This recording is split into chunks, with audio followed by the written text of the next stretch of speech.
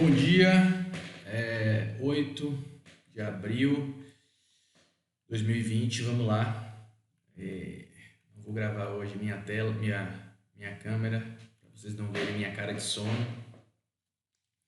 Mas vamos lá, continuando aqui nossa aula de Java, né? Só dando uma recapitulada, nós já fizemos todo aquele arcabouço, né? Toda aquela parte introdutória de orientação a objetos. Já vimos o que é classe, o que é método, o que é atributo, o que é construtor. Nós vimos, não lembro, tá? E aí, me relembrem aí nos comentários se a gente viu o construtor na sala ou no vídeo, sei lá, pra eu lembrar. Acho que sim. E aí nossa classe banco, nossa classe conta, ela está ficando já mais completa, né? Já temos um método sacar, um método depositar, tá? Então, vamos fazer mais alguma coisa nela hoje. Ele fala aqui, criando o método transfere. Criaremos um método para transferir dinheiro entre duas contas. Todo mundo sabe o que é um método transfere, né? É um método onde o dinheiro sai de uma conta e vai para outra. Então a gente precisa criar esse método. Tá? E ele fala assim, ó, podemos ficar tentados a criar um método que receba dois parâmetros, conta 1 e conta 2. Então o que ele quer dizer é isso. Você pode pensar, é um método transfere, então eu só preciso fazer void transfere conta C1 e conta C2, né? De onde o dinheiro sai e para onde o dinheiro vai. E aí ele fala, né? Se você fizer isso, você está pensando de forma procedural, ou seja, sem orientação a objeto. Não é o nosso foco. Nosso foco é orientação a objetos. Então, vamos lá. A ideia é que quando chamarmos o objeto, o método transfere, já teremos um objeto do tipo conta, o diz. Lógico, se a gente está dentro da conta, da classe conta, né? Toda conta surge daqui. Obviamente a gente já tem a conta de origem, né? A conta de origem é o diz. Então automaticamente eu já não preciso desse atributo, né? Então eu vou botar aqui só assim, C, pode ser C. Tá? Então a gente já fez a assinatura do método, né? Public void transfere conta C. Para onde vai? E falta o que mais, né? Para eu fazer uma transferência, eu preciso pensar na vida real. Eu preciso dizer para onde vai e quanto vai. Então, eu preciso também de um valor. Então, agora sim, a assinatura do método está completa. Então, perceba, quem ainda não pegou a manha dos parâmetros. É aquilo que eu preciso para executar este método. Tá? Então, eu preciso de uma conta destino, ou seja, para onde o dinheiro vai, e eu preciso dizer quanto é que vai. Beleza? Então, beleza, massa. E aí, vamos ver o que ele fala mais aqui.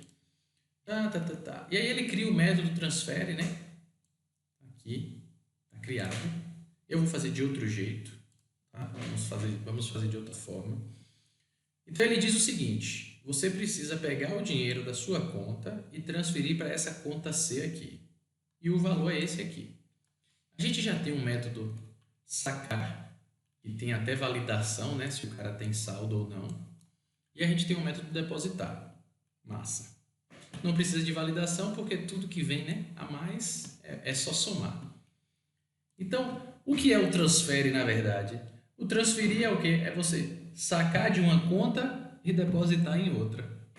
Eu já tenho os métodos para isso. Eu já tenho o sacar e eu já tenho o depositar. E aí eu tenho que ficar ligado só numa coisa. O meu método sacar, ele é do tipo booleano. Então, ele vai me retornar true ou falso. Então, eu preciso saber isso. Então, o que é que eu faço? Boolean. Aqui pode ser qualquer coisa, né? Sua variável de controle.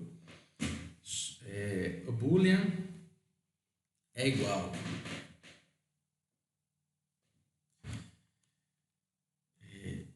Eu preciso sacar, então vai ser diz ponto. Cadê o sacar? Sacar. e eu preciso sacar esse valor. Quando eu chamo isso, ele vem para aqui, para esse método, e vai fazer isso aqui, ó. Se tem saldo, ou seja, se o saldo é menor que o valor, então não pode sacar, retorna falso. Caso contrário, caso ele tenha um saldo maior do que o valor que foi solicitado, aí ele faz o quê? Saldo é igual saldo menos valor e retorna true. Então, o que vai vir para cá é true. Eu preciso testar. Se f é igual a true, quer dizer que o saque foi bem sucedido. Se o saque foi bem sucedido, o que é que eu preciso fazer? Atualizar, transferir o dinheiro, né? Se ele conseguiu sacar, eu preciso agora mandar esse dinheiro. Então, como é que eu mando esse dinheiro, né? O que eu faço? Eu digo C ponto para onde vai, né? Eu posso usar o método depositar. Se ele conseguiu sacar, é porque tem saldo. Se tem saldo, eu pego esse valor que foi sacado e deposito em C. Tá? Simples assim. Caso contrário, ou seja, caso ele não tenha saldo, aí você pode optar por botar uma mensagem,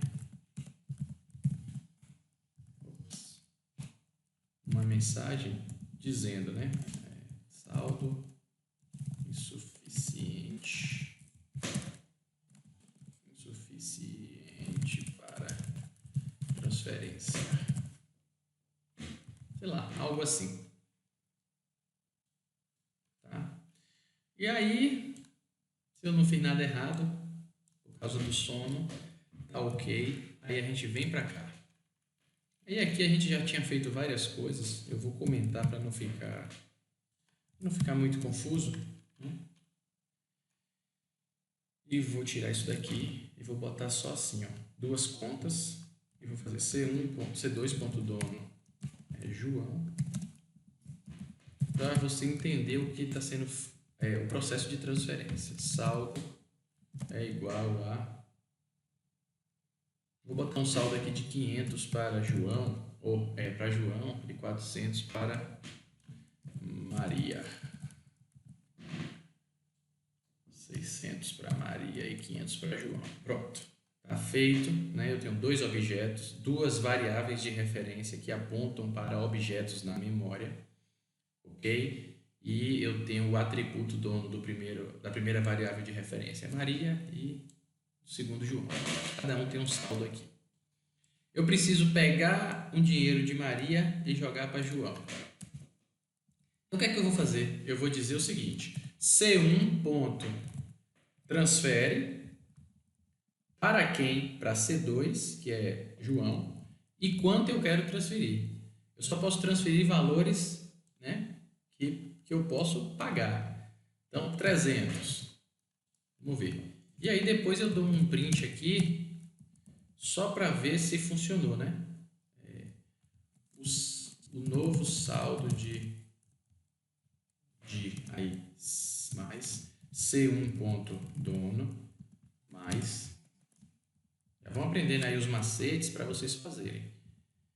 O novo saldo de Maria é mais C1. Quero ver se o de Maria funcionou, né? No saque. E quero ver se o de João, só muda aqui o C2, né? Que é o outro objeto. E quero ver se funcionou também aqui. Então, o novo saldo de Maria... O novo saldo de Maria é 300. Então, Maria tinha 600, mas eu passei 300 para João. Então, Maria fica só com 300. João começou com 500.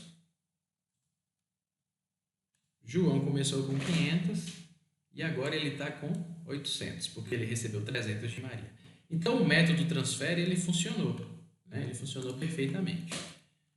Então, basicamente, se a gente fizer esse método assim, ele já está funcionando, já está ok. Pode ser modificado? Pode fazer várias variações aqui, da forma que achar melhor. Pode mudar o tipo para boolean, né?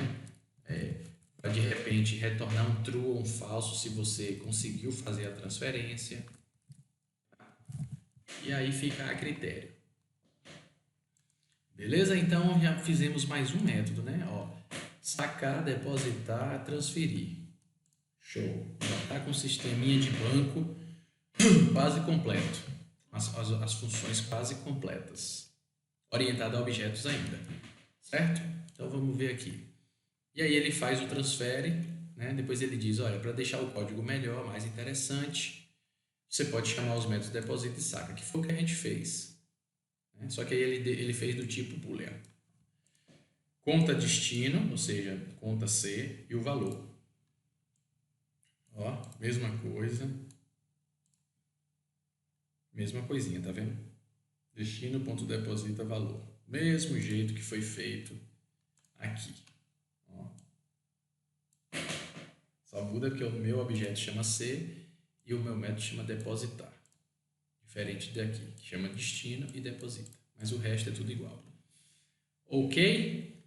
Então, massa. Já foi mais um método aí para a classe conta. Vamos aprender agora uma paradinha interessante. Vamos lá. As variáveis do tipo atributo, né? Na verdade, o que ele está querendo dizer é o seguinte: os atributos, diferente das variáveis temporárias, ou seja, aquelas que são declaradas dentro de um método, como essa aqui, ó, como valor, aqui é uma variável temporária e aqui é um atributo. Cadê? E aí, recebem um valor padrão. No caso numérico, valem 0. No caso boolean, valem falso. O que ele quer dizer? Ele quer dizer o seguinte: todas as vezes que você declara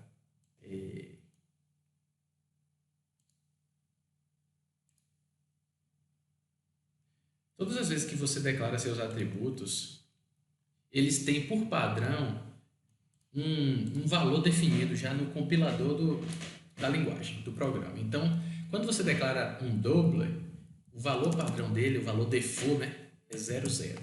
Quando você declara um int, o valor padrão dele é 0. Quando você declara um boolean, o valor padrão é falso. Então, elas já têm esse valor padrão. Tá? Ele quer dizer isso. Que no caso agora, né, isso aí é um ensino lá de algoritmo, isso aí vocês já devem saber. Né? Os tipos primitivos eles têm valores padrões. Então, quando você criar uma conta, seus atributos já estão populados, ou seja, ele já tem valores. Né? E aí, quando eu faço doble saldo é igual a 100, como se toda a conta do banco fosse ter o valor de saldo 100. Né? Então, quando eu faço isso, na verdade, ele está sobrescrevendo o valor que já existe lá, que é o 00. Ele apaga o 00 e bota 100. Então, é isso que acontece. Aí ele fala assim, adicionando um atributo. Imagina que comecemos a aumentar nossa classe conta e adicionar nome, sobrenome, CPF do cliente, dono da conta, etc. Vários atributos que pertencem ao dono da conta, né? Ao cliente, na verdade. Começaremos a ter muitos atributos. E se pensarmos bem, uma conta não tem nome, nem sobrenome, nem CPF. Quem tem esses atributos é um cliente. Então ele fala assim, ó, podemos criar uma nova classe. Ok, então vamos criar uma nova classe para esses atributos que não pertencem à conta. Né? E aí a gente conversou isso em sala. Dono, conta não tem dono. Né? Dono não é um atributo de conta, é um atributo de cliente. Então eu removo daqui. Ele já deu um errinho porque está sendo usado aqui. Então eu removo daqui, removo daqui. Agora não deu mais erro. Quer dizer, tem aqui. Novo saldo. Novo saldo. Posso deixar até assim. Depois eu vou apagar isso mesmo. Não tem diferença. Pronto. Deixa eu ver. Aqui. Tiro isso daqui. Não pertence. Né? Na orientação a objeto, a gente precisa colocar todas as coisas no lugar. Né? Atributo, a característica, ela é da classe. Então, dono não é característica de conta. E aí, por isso, a gente vai criar uma nova classe. E essa classe vai se chamar cliente. Tá aqui, tá feita. E aí eu vou seguir o slide. Né? Cliente, nome, sobrenome, CPF. Então, o cliente ele tem. Presta bem atenção nisso, porque isso é importante. Public string nome, public string CPF e public string sobrenome. Está na mesma ordem que está lá. Nome, sobrenome, CPF. Pronto. Isso é o que é o que a minha classe cliente tem. E aí ele fala assim, ó, podemos criar uma nova classe e fazer uma composição. Tá? Eu vou explicar o que é isso, uma composição. Classe cliente ficaria da seguinte maneira. Então ele fez a classe cliente e ele fez a classe conta. Ó, número, saldo, limite. Opa, eu tenho uma variável de referência chamada titular que é para o objeto cliente. Então, esse cara aqui aponta para essa classe aqui. Então, ele chama isso de composição, né? É quando eu tenho um objeto de uma classe dentro de outra, que tem relação. De forma bem simplificada para vocês é isso. Então, uma composição é isso, é quando eu tenho um objeto de uma classe, né, dentro de outra, para poder acessar os atributos e os métodos daquela classe. Por quê? Porque tem relação, né? O cliente, ele tem uma conta. Então, lembra disso, ó, tem uma. O cliente, ele tem uma conta. Então, uma variável de referência de cliente tem que estar em conta. Um carro, ele tem um motor. Né? Ó, um carro, ele tem um motor. Então, eu posso fazer uma composição entre carro e motor. Ok? Então, toda vez que você perceber essa existência do tem um, né? Aí você pode fazer uma composição. E aí ele faz isso, ó. Ele chega aqui e diz public cliente C. Ele faz isso. Como elas estão no mesmo pacote, ó, pacote banco, as três classes, ele consegue achar. Senão eu teria que fazer import e importar o pacote, certinho, igual aqui, ó. Como estão tudo no mesmo pacote, não será necessário. Então, public cliente C, está aqui, está criado do mesmo jeitinho do slide.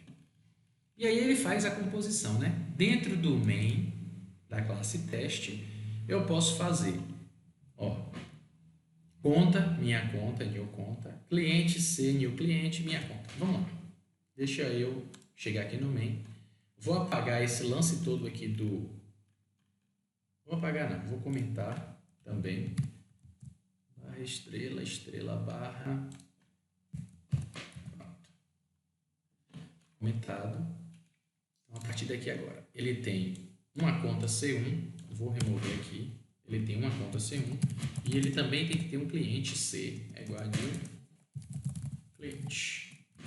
Ó, sem erros, tá vendo? Então eu criei uma conta e criei um cliente. Eu vou botar C, vou botar cliente e vou botar conta. Não confundir.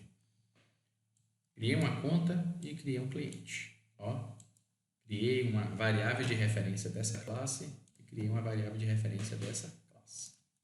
Perfeito, até aí, ok. E aí, o que é que a gente pode fazer? Né? Ó, a composição, ela faz isso. Eu tenho, né, um cliente dentro de conta, porque a conta ela tem um cliente. Então, o que é que eu posso fazer aqui? Eu posso fazer isso. Ó. Conta 1, ponto. Só lembra? Através do ponto é que eu consigo acessar todos os objetos. Conta 1.c, quem é C? C é o cliente. Recebe cliente 1. Olha o que eu fiz. Eu acabei de dizer que esse cliente daqui, né, ele é esse cliente que eu acabei de criar aqui. Para que isso? Porque agora... A partir daqui, ó, eu consigo, através de conta 1.c, acessar todas as informações de cliente. Então, por exemplo, nome é igual João. Sobrenome é igual Souza. CPF é igual 1, 2, 3, 4, 5, 6, 7, 8, 9.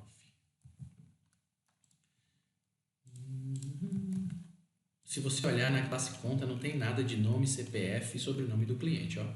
Eu apenas tenho uma variável de referência que aponta para cá. E eu vou usar essa variável de referência para buscar esses dados. Então, se eu fizer system.out.println, o nome do cliente da conta 1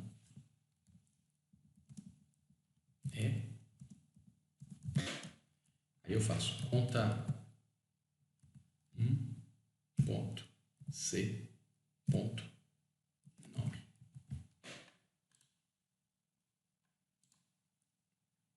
O nome do cliente da conta 1 é João. Opa, ele conseguiu ir lá na classe cliente e buscar o nome João.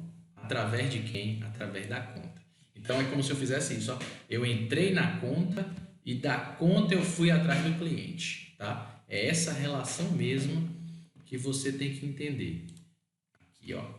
Através da conta, eu vim aqui, vim no cliente, né? Vim na conta, acessei o cliente e do cliente eu consegui pegar o nome.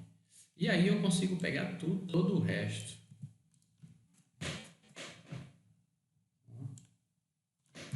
Sobrenome, CPF. Ó, consigo pegar tudo bonitinho. Ó. Só precisa mudar, né? O sobrenome e o CPF. Ops. Ó, nome do cliente. Certo? E aí isso me dá um poder muito grande na hora de desenvolvimento de software, porque eu consigo navegar na estrutura toda que eu tenho usando composição, né? Basta que exista a relação tem1, né? Se existir a relação tem1, eu consigo fazer isso. Então, através da conta, eu acessei o cliente. Ele deve fazer isso aqui também, ó. Conta, minha conta, new conta, cliente, C, new cliente. Minha conta, ponto titular é igual a C. Por quê? Ele mudou os nomes estão diferentes. Cliente da minha conta, ponto nome, e aí ele faz a mesma coisa que eu fiz. Tá? Minha conta, ponto titular, ponto nome, do. Ele vai mudando os nomes. Tá? E aí, a moral da história, né? Um sistema orientado a objeto é um grande conjunto de classes que vão se comunicar delegando responsabilidades para quem for mais apto a realizar determinada tarefa. Ou seja, se os dados pertencem a cliente, eles têm que estar na classe cliente. Tá? E aí você pode criar várias classes do que elas têm mesmo, né? Do que pertence a elas. A classe banco usa a classe conta, que usa a classe cliente, que por sua vez poderia usar a classe endereço. Percebe a amarração? Então eu posso ter uma classe banco, que tem classe conta, que tem um cliente, que tem um endereço e tem um telefone. Ó. E aí eu já fiz um sistema grandão só usando composições. Dizemos que esses objetos colaboram, trocando mensagem entre si. Por isso, acabamos tendo muitas classes em nosso sistema, e elas costumam ter tamanhos relativamente curtos. De fato, as classes elas são pequenas. Ó. Acabou aqui.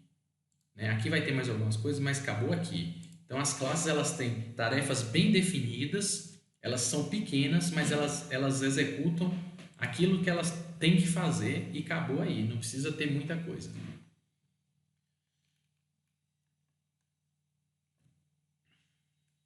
Tá, então,